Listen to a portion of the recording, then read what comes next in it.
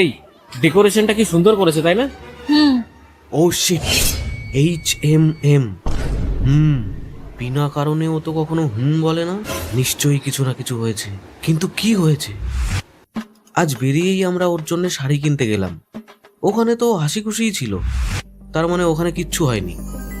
তারপর গাড়িতে আসার সময় আমরা দুজন রিলস দেখে হাসাহাসি করছিলাম, তার মানে ওখানেও কিছু হয়নি। তাহলে কি এরপর কিছু হলো?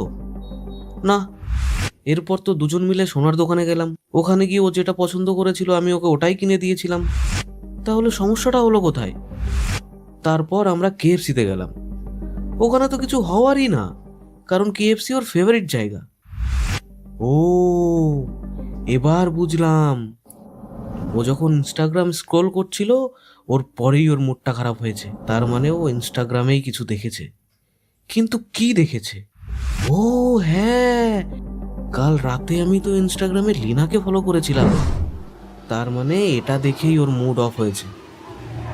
শোনা, তোমাকে না একটা কথা বলার ছিল, জানো তো? কাল রাতে যখন ইনস্টাগ্রাম স্ক্রোল করছিলাম তখন লিনার একটা পোস্ট আমার সামনে আসছে। তারপর ওর প্রোফাইল চেক করতে গিয়ে না ওর একটা ছবিতে লাইক করে যায়। তারপর আমার ওকে ফলো করে নিতে হয়।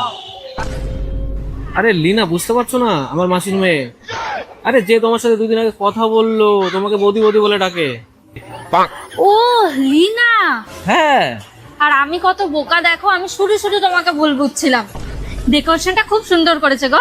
চলো কটা সেলফি তুলি। হাসো হাসো। मौत को छू के কি সুন্দর লাগছে তাই না?